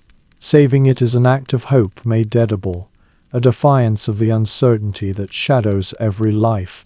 As the afternoon light begins to slant, golden and long through the now minus stuffy windows, a natural conclusion arrives.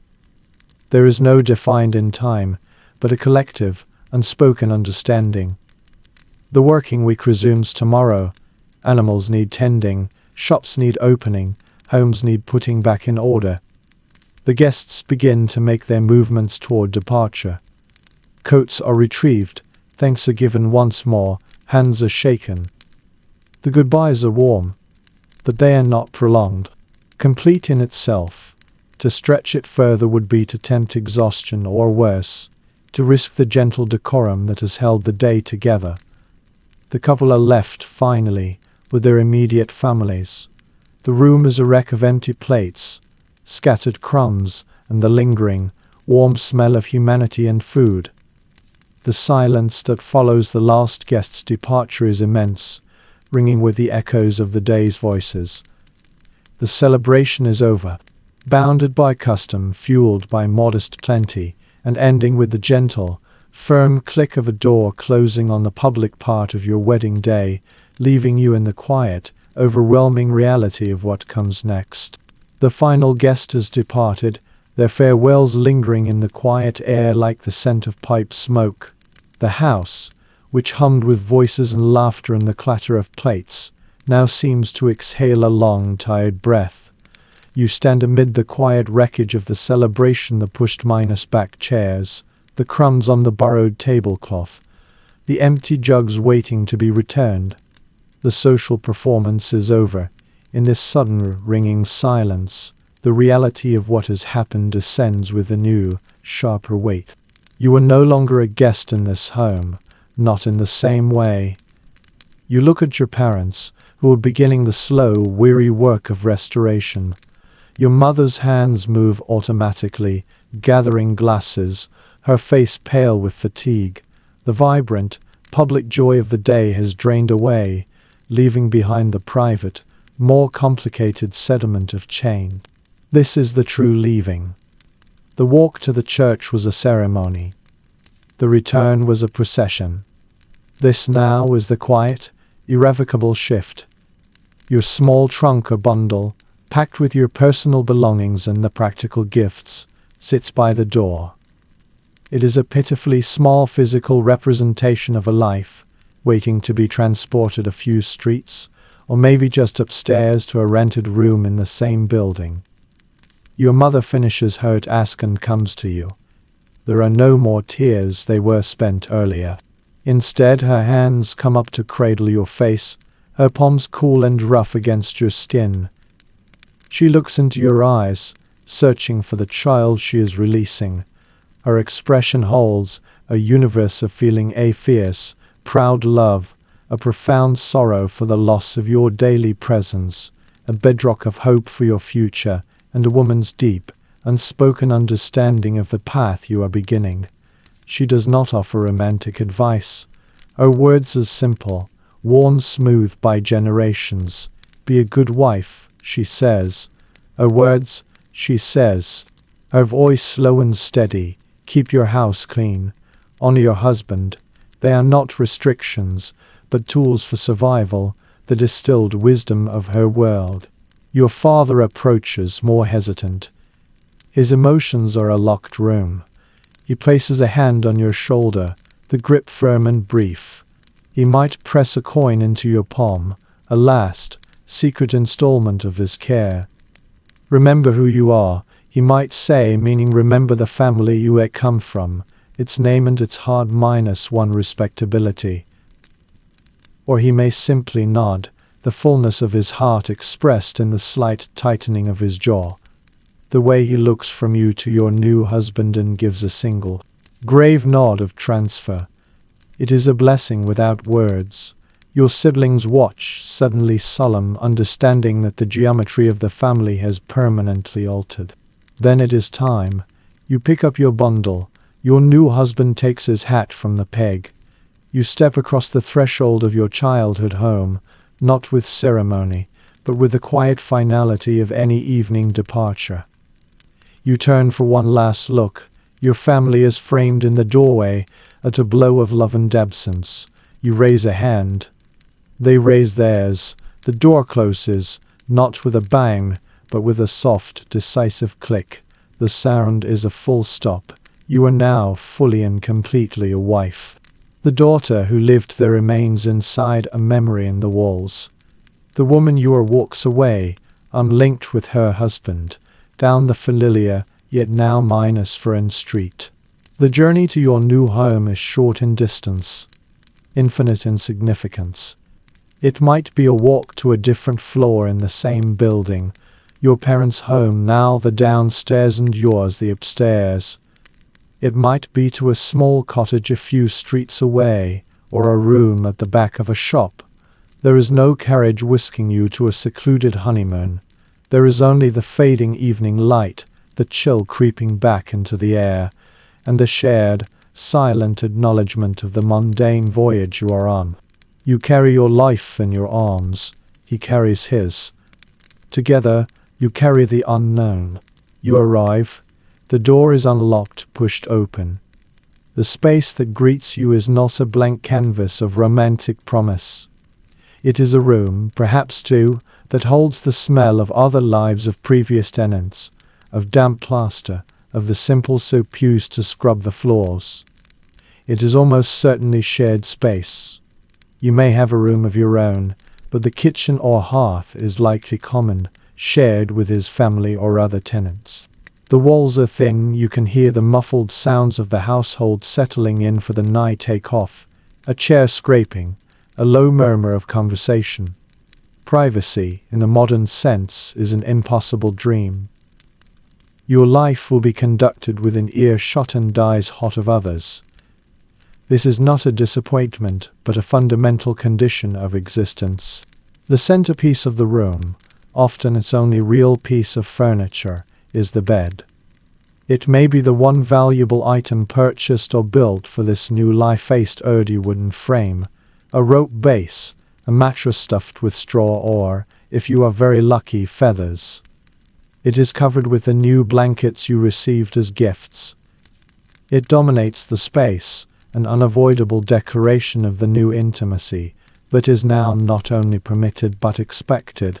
The evening passes in a series of small, awkward, practical actions. A candle is lit, its small pool of light making the shadows in the corners deeper. You put away your few things, your clothes in a chest, your cooking pot on a shelf. You banks the small fire in the grate if you have one, ensuring warmth for the morning. Conversation is sparse, functional. The ease that might have flickered during the celebration is gone, replaced by a paralyzing self-consciousness. You are to near-strangers in a small, dim room, and the weight of the marriage bed fills the silence between you. The moment comes when there is nothing left to do but prepare for sleep. You turn your backs to each other, a modesty preserved from a lifetime of training. You remove your wedding clothes, the fine fabrics that defined you today, and change into a simple nightdress, or perhaps just sleep in your shift. He removes his coat, waistcoat, her stowed trousers, folding them carefully over a chair. The cold air bites at your skin. You can hear every rustle of fabric, every breath. Then, you must both approach the bed. You slip under the blankets from one side, he from the other. The straw mattress rustles and shifts with your weight. The bed is narrow. You lie on your backs, stiff as boards, staring at the ceiling, where the candlelight throws undulating shadows. The space between your bodies is a charged inch of cold sheet. This is the reality, stripped of all poetry. The physical closeness is overwhelming. You are aware of the heat of his body, the sound of his breathing, the faint, unfamiliar scent of his skin's opened woollen himself. The teachings of the church and your mother circle in your mind. This act is your duty, the means of fulfilling the marriage and, God willing, begetting children. It is not framed as pleasure, but as a solemn, necessary union. The pressure is immense. Your body is tense, with a mixture of fear, a raw curiosity, and a deep, longing hope for tenderness. There is no guidebook, only instinct and the whispered, half-understood advice of older sisters or friends. He is likely just as terrified. His movements, when they come, are hesitant, clumsy with inexperience and the fear of causing offense or pain. There is little talk. The act itself is swift, a fumbling in the dark beneath the heavy blankets, a mixture of awkwardness, sharp sensation, and a strange, piercing intimacy that is as emotional as it is physical. It is not about passion, but about the physical sealing of the contract signed in the church. When it is over, you lie separately again, the newness of the experience humming in the air between you. There may be relief or confusion or a quiet, unexpected sadness. There is almost certainly exhaustion, a deep weariness that goes straight to the bone. You lie awake in the dark long after the candle is snuffed. The sounds of the night are your new symphony. In the city, it might be the distant cry of a watchman, the rumble of a late cart, the barking of a dog. In the country, the wind in the trees, the call of an owl, the restless shifting of animals in a nearby barn. You listen to these sounds, and to the new sound beside you, the rhythm of his sleep-breathing, gradually deepening. This is the person you are bound to. This breathing will be the soundtrack to your nights for the rest of your life. In that darkness, the identity you carried for so long, the daughter, the sister, the individual feels like it is dissolving, merging with this other presence in the bed. You are no longer just yourself. You are part of a pair. The future stretches out, not as a romantic dream, but as a shared labor, the work of building a household, of managing money, of navigating family, of facing illness and hardship, and with prayer, of raising children. But alongside it now is something else, a fragile, tenacious sense of possibility. You have crossed the threshold. The vows are more than words, they are the reality of this shared room, this shared bed, this shared breath in the dark. You are a wife, He is a husband. The long, ordinary, extraordinary work of making a marriage has truly, quietly begun. The light that finds you on this first morning is unfamiliar. It falls across the floor in a different pattern, through a window whose glass has a distinct, wavering flaw in its corner that you do not know. You wake not to the known sounds of your childhood home, but to the strange acoustics of this new space, the particular creak of a floorboard elsewhere in the building, the distant voice of a neighbor you cannot yet identify, the rhythm of breathing that is now the constant background to your nights and mornings. For a single, disorienting moment, you do not know where you are. Then memory returns, heavy and complete. You are in your new home. There is a body beside you in the bed. You are married. The silence of the room is not peaceful, it is charged with the weight of all that is unsaid and all that must now be done. There is no mother already at the stove downstairs. The responsibility for the fire, for the water, for the first meal of the day, now rests with you. You slip from beneath the blankets, the cold air shocking your skin. You dress quickly in your everyday clothes, a plain skirt, a simple blouse, a worn apron, and the transformation is instantaneous. The bride of yesterday, adorned in her best wool and borrowed lace, is gone, packed away. The woman who stands here is a wife, a homemaker, her sleeves already rolled up for work. You move quietly, building the fire from the banked embers with hands that know the task, but are performing it in a new hearth. The smell of the smoke is different here, mingling with the lingering odors of plaster and old wood. You pump water at the shared sink in the corridor, the metal handle cold and unyielding, the sound echoing in the stillness. The mundane acts of survival assert themselves immediately, refusing to acknowledge the profound shift that has occurred. You are not granted a period of adjustment. Life demands to be fed, warmed, and maintained, and you are now the one who must answer that demand. Your husband rises, the bed frame groaning. You exchange a glance, a brief, shy meeting of eyes that is over before it can become uncomfortable. Words are unnecessary, and perhaps impossible. He dresses for his own work.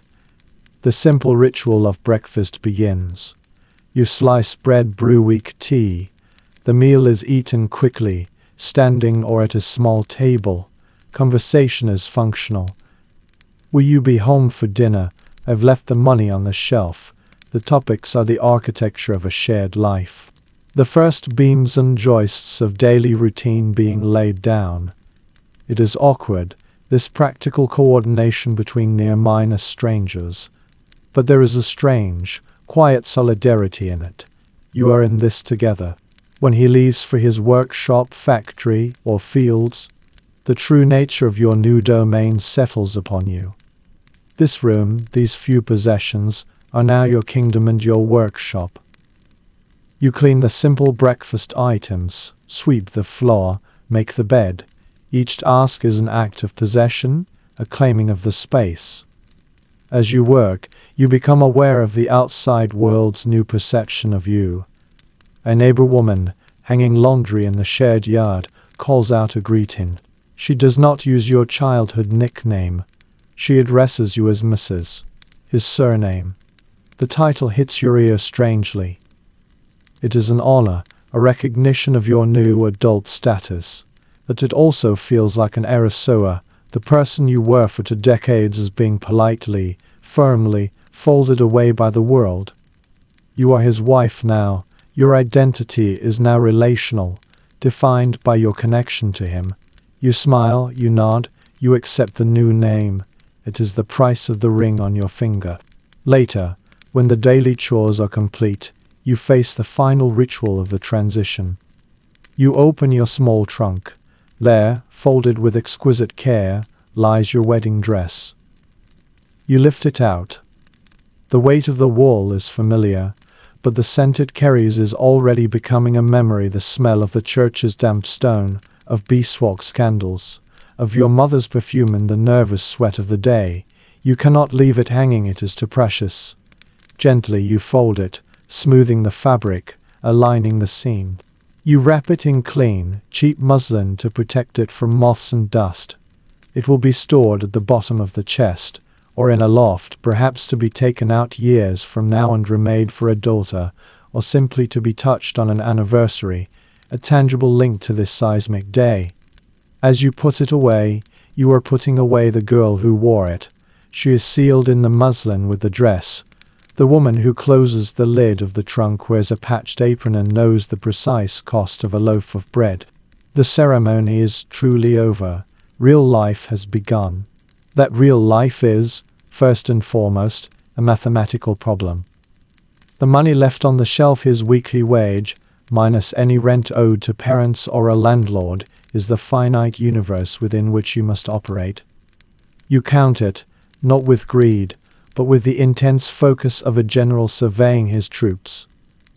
Every penny must be assigned a duty: so much for food, for fuel, for soap, for thread to mend clothes. There is no room for error, no cushion for whim. Your ability to stretch, to substitute, to preserve, will directly determine your comfort and your security. His labor earns the raw material of your life. Your labor transforms it into sustenance and stability. It is a partnership forged not in romance, but in mutual dependency.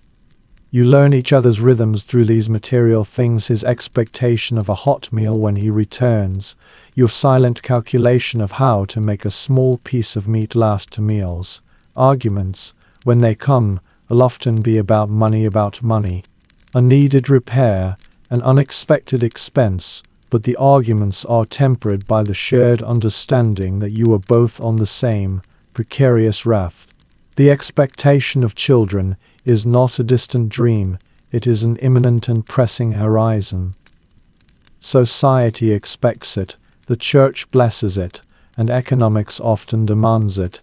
Children are future hands to work, future security for old age. Your body is watched, by yourself and by others, for the first signs of pregnancy. The shared bed is not merely for intimacy, it is the field where the future of the family is sown. A year without a pregnancy might invite concerned whispers. Several years might cast a shadow of pity or suspicion. The hope for a child is intertwined with anxiety about the physical dangers of childbirth, the added strain on slender resources, and the sheer overwhelming responsibility of another life. Yet, the desire is profound. A child would be the ultimate fruition of the marriage, a living symbol of your union, and a project you would build together, a shared focus for your love and labor. Your relationship with your own family and his enters a new, delicate phase. You are no longer solely your parents' daughter. You are a separate household. Visits are now formal calls. Your mother might offer advice, but she must temper it, for you are mistress of your own home, however humble. With his family, you are the new addition, the outsider who must be integrated. There might be kindness, or there might be subtle testing, a guarding of their son's loyalty. You navigate these relationships carefully, understanding that your primary allegiance has legally and socially shifted to your husband and the new family you are creating together. You are a link between two clans, a bridge that must bear the weight of two separate histories. For you, the wife, work does not necessarily end at the front door. If you are from the laboring classes, you may continue paid work after marriage. This could mean taking in laundry, doing piecework for a garment factory in your room, sewing or cleaning for wealthier households.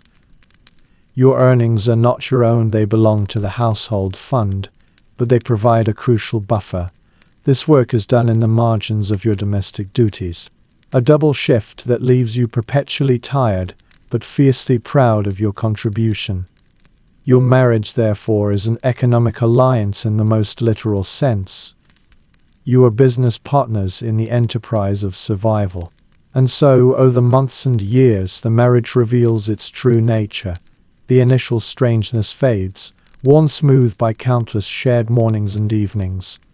The sharp edges of two separate personalities either rub each other raw, or gradually wear into a comfortable fit. Love, in the way the poets speak of it, may never come, but something else, often deeper and more resilient, usually does. It is a fondness born of shared hardship, a respect earned through reliability, a quiet companionship that grows in the spaces between words. It is the comfort of a known presence across the table, a shared glance over the head of a child, a silent understanding during a time of sickness or worry. The marriage becomes a fortress built of small, daily acts: the mended shirt, the saved bit of food, the wordless cup of tea placed by an elbow after a long day. It is a survival alliance. It is a survival alliance that, with luck and grace, slowly blossoms into a profound and lasting attachment. The vows you spoke in the cold church were a promise to build this. The wedding day was the foundation stone. The rest of your life is the slow, patient, unglamorous, and utterly human work of construction. You are no longer a bride. The world that shaped the wedding you have just experienced was not a monolith. It was a complex, layered society where the details of your celebration, the dress, the food, the very words spoken over you, were dictated by forces far beyond the church door. To understand the ordinary wedding is to understand the deep structures of class, law, faith, and place that pressed upon it from all sides. For a laborer in a Manchester mill, the day was an exercise in frugal dignity. The dress was dark and practical. The guests were from the same crowded street or factory floor. Every shilling spent was a week's careful saving, and the celebration was a brief, bright island in a sea of relentless work. For a shopkeeper or a skilled artisan, the middle class in the making, there was more room for display. The dress might aspire to the white popularized by the Queen, if only for the ceremony before being dyed for later use. The meal might include a roast. The drinks might feature a bottle of wine for toasts. The invitations might be written, not just spoken. The church service would be the same, but the social performance around it was more elaborate, a conscious staging of respectability and modest prosperity. For a farmer, the rhythms were tied to the land. A wedding might wait for harvest to be in, when money and food were more plentiful. The celebration could be larger, drawing from a scattered community, with home brewed Dayland music that echoed in a barn rather than a cramped parlor. The class difference was not just in quantity, but in quality of anxiety: the worry over social perception versus the worry over basic cost. The law was the silent, powerful guest at every wedding. For most of the period, the common law doctrine of see overture held absolute sway. Upon marriage, a woman's legal existence was subsumed under her husband's. She could not own property, keep her own wages, or sign contracts. The wedding vows were a spiritual echo of this legal reality. Any money she brought into the marriage, any possessions, became his. This was not an abstract principle. It meant the sixpence she had saved from her lace-making, the small inheritance from an aunt, the very clothes on her back, were no longer hers to control. Later in the era, the Married Women's Property Acts began to chip away at this fortress, allowing women to retain control of their own earnings and inherited property. But for the ordinary couple in the mid-century, the old law was a fact of nature, regardless of her practical contribution or inner strength. The wedding was the ceremony that enacted this transfer of legal personhood. Religion provided the universal script, but it was performed with different accents. The Church of England's ceremony, from the Book of Common Prayer, was the standard, its majestic, rolling phrases defining the spiritual and social ideal of marriage. But in nonconformist chapels, Methodist, Baptist, Congregationist, the service might be plainer, the emphasis less on ritual and more on the personal covenant before God. The language was simpler, the atmosphere perhaps more emotionally charged. In Catholic communities, the Mass and the sacramental nature of matrimony carried a different theological weight, and the celebrations afterwards often retained older, pre-Reformation folk traditions.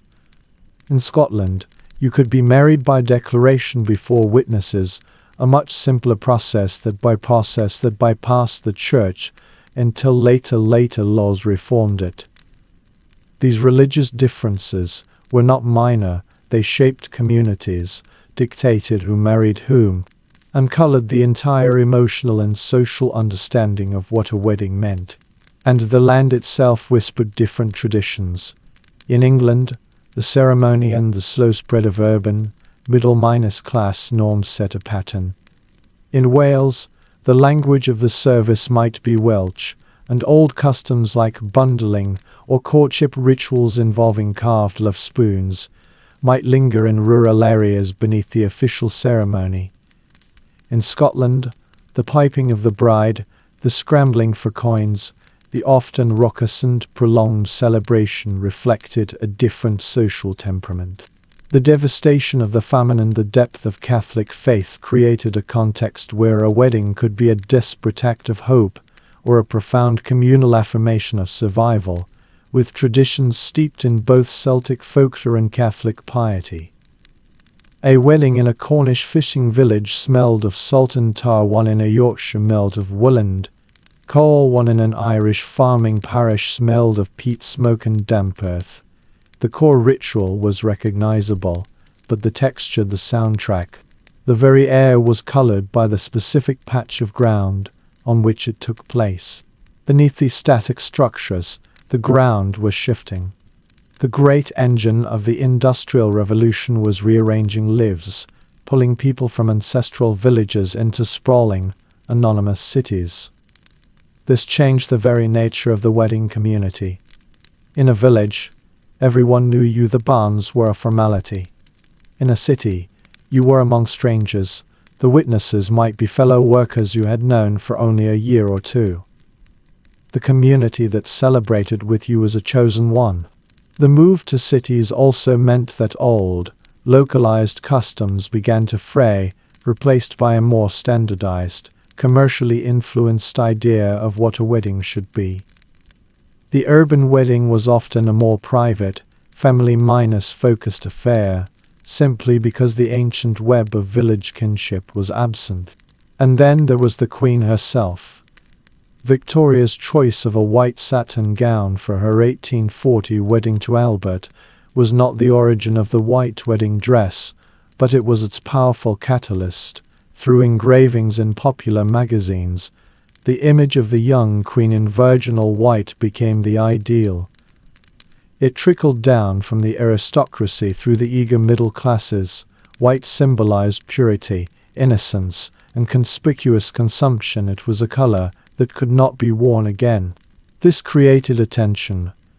The ideal was there, in every illustrated paper, and but the reality of cost and practicality was immutable. So, they adapted. A white dress might be worn, but it would be a dress that could be dyed a serviceable color later. Or as you experienced, the ideal was quietly ignored in favor of sensible, lusting dark fabric. The Queen's influence was pervasive. It filtered, it set a dream against which everyday reality was measured. Another modern magic began to touch the wedding day photography. From the 1852 onward, the possibility of capturing the couple in a formal portrait became a new aspiration. It was expensive and slow. The images were stiff, the expressions solemn due to the long exposure times. But they offered something unprecedented: visual proof. For the first time, a couple could have a permanent, detailed record of how they looked on that day, to show children and grandchildren. This began to change the psychology of the wedding. It became an event to be documented, not just remembered. The photograph was a luxury, but it pointed to a future where memory would be aided by a mechanical eye.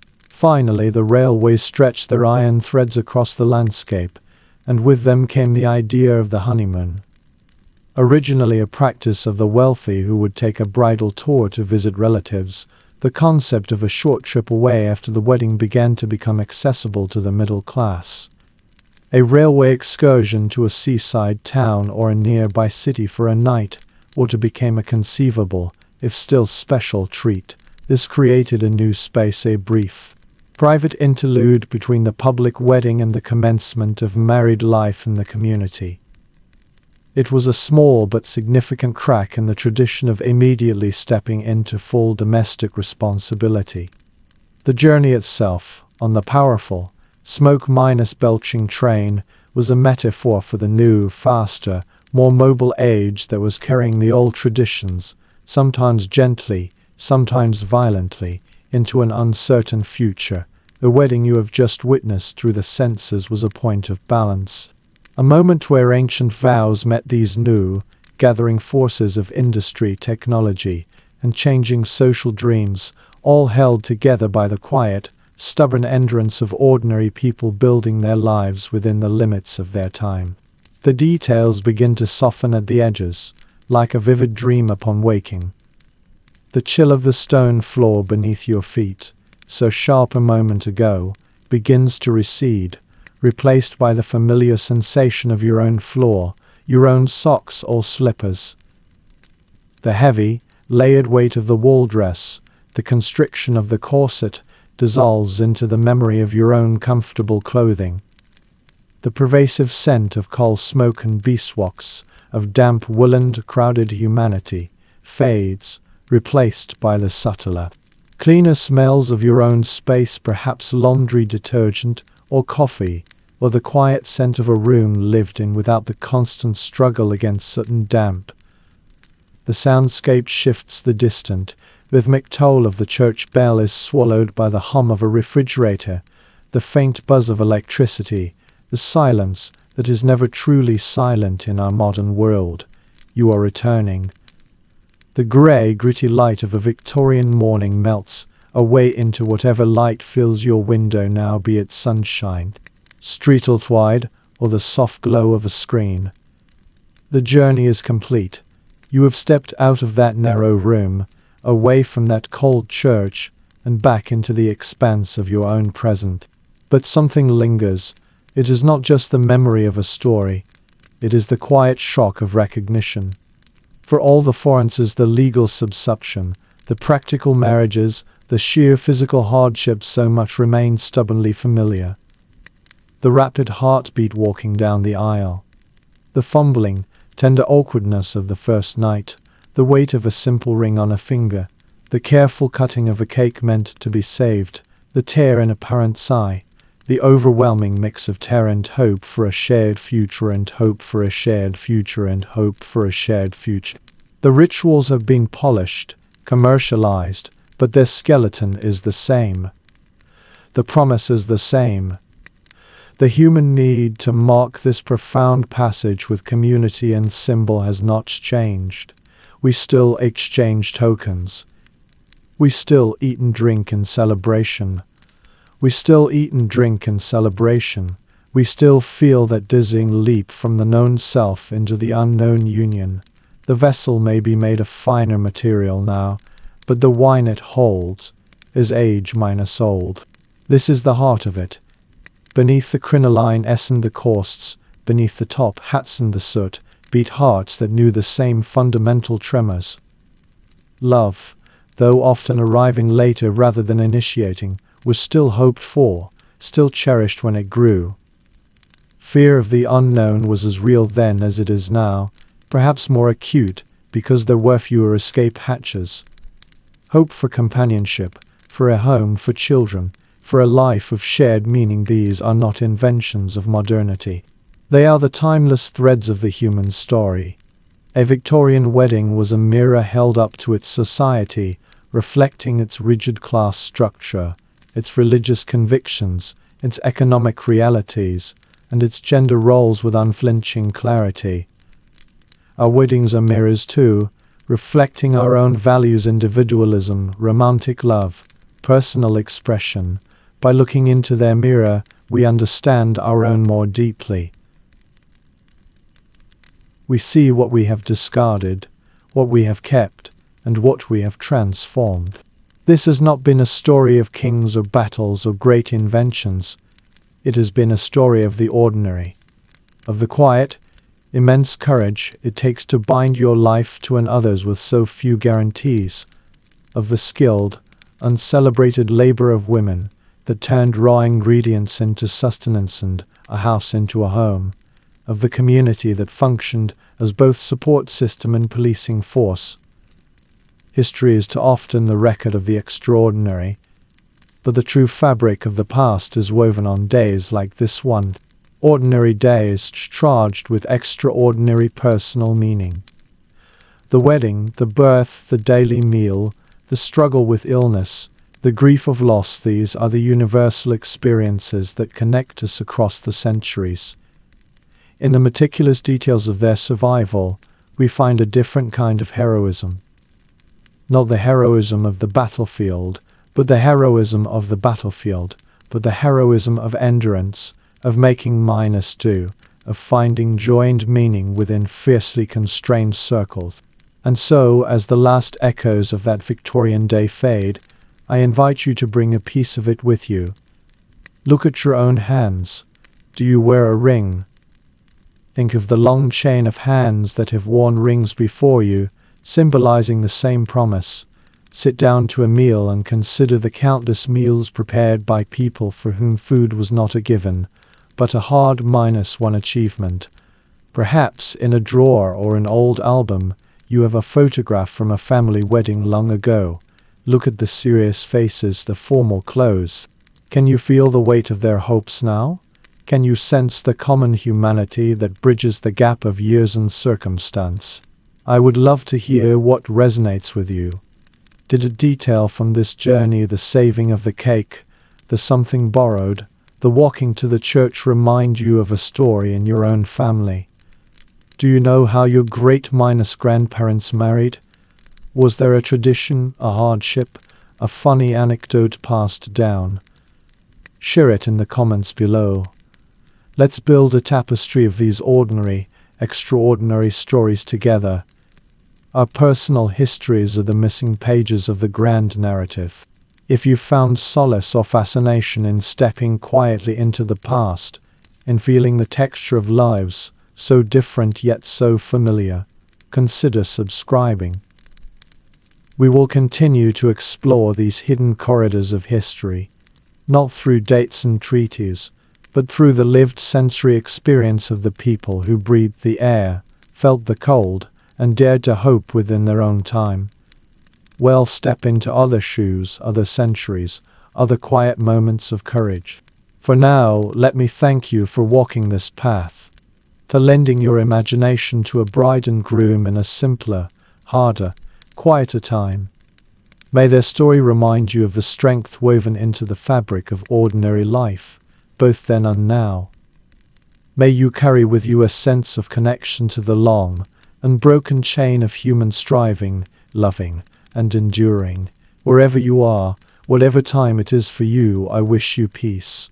And perhaps, the next time you hear a church bell, or feel the weight of a ring on your finger, or taste a piece of rich fruit cake, you'll pause for a second, and remember, the past is not a foreign country. It is the soil from which our present grows. Sleep well with these quiet thoughts.